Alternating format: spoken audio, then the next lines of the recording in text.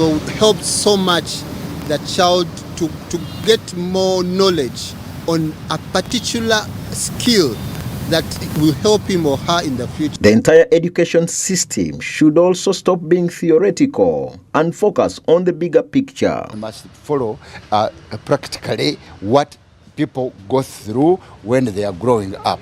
Take me through practical experiences throughout. And this starts from nursery to university and also in the homes. Students who can't think have no space in the current generation. Emphasize a Ugandan who can work, who can produce, a Ugandan who can think and solve problems, and a Ugandan who can compete.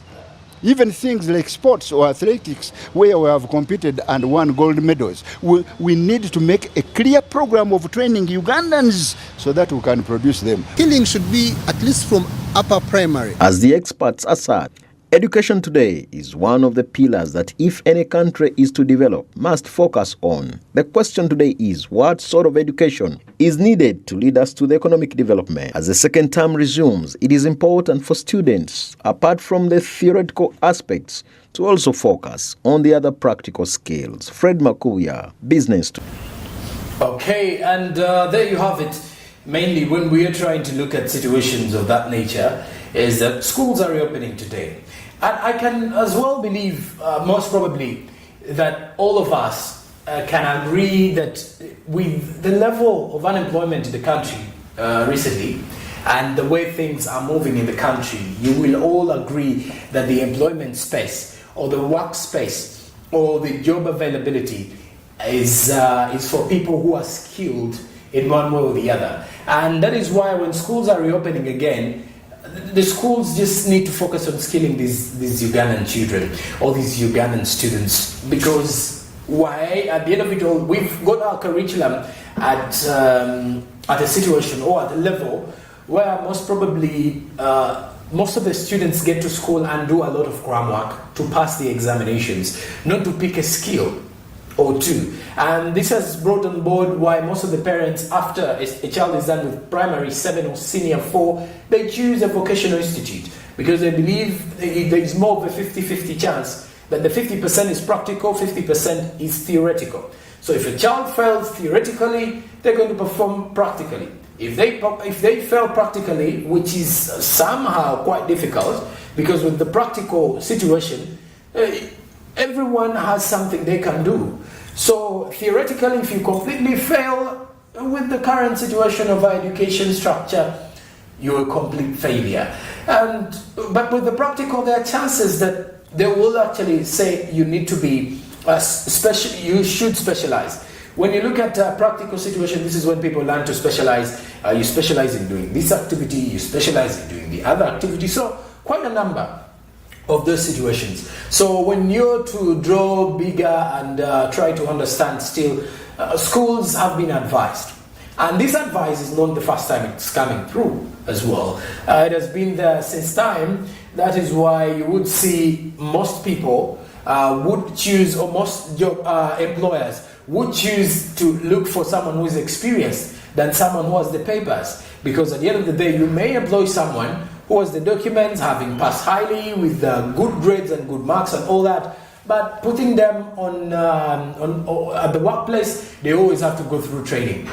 And going through trainings, and at the end of it all, that is more of the cost of the other person who's actually employing you. So when you basically look at employment and all that, you can clearly see why schools have to make sure that they skill up. So all the education people, experts out there, or the teachers, school owners, how are you skilling up these students? Are you promoting their talent? So skilling may not necessarily mean you adding more skills to them, but are you making sure that you nurture them by promoting their talent? Are you supporting their talent? Talents come in vast places. Others may be good in dancing, or let's say traditional. Others may be good at singing. How are you helping them come up with that? Others may be good at sports. Speak of athletics. Speak of football. Speak of rugby. You can speak of things like tennis and all that. These are some of the situations or the talents that you need to nurture as well as a school owner or as a school head. It comes with a lot, and but regardless of the fact that it comes with a lot, we need to make sure that we help these students understand that they are not alone at the end of it all. So that is how best schools have been actually requested, or that have actually been, reminded that it's important for you to actually help these students understand the nature of the workspace and the availability of which jobs are there and how they can be able to compete for them. All right, away from that report, before we go into another report, let's head to the business tip. So I was actually saying the business tip is always here to challenge us, challenging us to be the better version of ourselves. And after that, we're actually going to go in for another report. But the business tip, we're literally going to be just adding something new to you. We do believe all of us have something new that we can learn on a daily. I can learn something from you, you can learn something from me, and I can challenge you to do something, and you can challenge me to do something. But how I perform or how you perform is literally up to you. But the tip is here for you to go into a brand new day. Okay, and our business tip of the day is saying starting a business in Africa. Always make sure your business brings something to the region. In the end, you will be judged not by the works or your promises, but by what you actually do. Unlike Europeans, Africans are not necessarily bored by advertising and marketing techniques, but by the results. That is according to Mutambuka, who says that if you are to start a business in Africa, make sure it is solving a challenge. And that particular one is mainly going back to most of the people here who are entrepreneurs.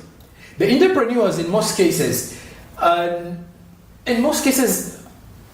solvers, problem solvers. And if you're a problem solver, you are supposed to make sure you solve a problem in a given society or in a given community. So in Africa, according to Mutambuka, it is a 50-50 with this tip, because sometimes you'll find out that if at all your marketing is not on point, you may not be able to get the customers or the clients. But then, in the long run still, you may have a good advertisement, you may have good marketing skills, you may be very, very good when it comes to the marketing, and you have all the people, all the team on ground, but then the product that you're producing may not meet the standards that the people want. So once that happens, you're going to find out that most people are going to actually say no to your products. Or some people will say, or will look for different service providers, because they believe you either lied to them, or either way you cannot produce, or there is no way you're going to provide what you're saying you're providing. So a lot is out there. So mainly, if we're as well to draw most of the things, I believe all of us have got situations under which we can still understand the narrative of how things are, or the nature of how things grow. But then in Africa, you always have to make sure that you're providing the solution. You know the African saying, where the African saying is that in most cases, the African people say that if we as Africans believe by seeing and touching mainly, because if you tell an African to do something, and if you've promised an African to do something, or you've promised an African something, they will have to foresee it. They'll have to foresee you implementing it and going to go for it. So this tip may be mainly a 50-50, but at the end of it all, the generation is actually changing, I would agree.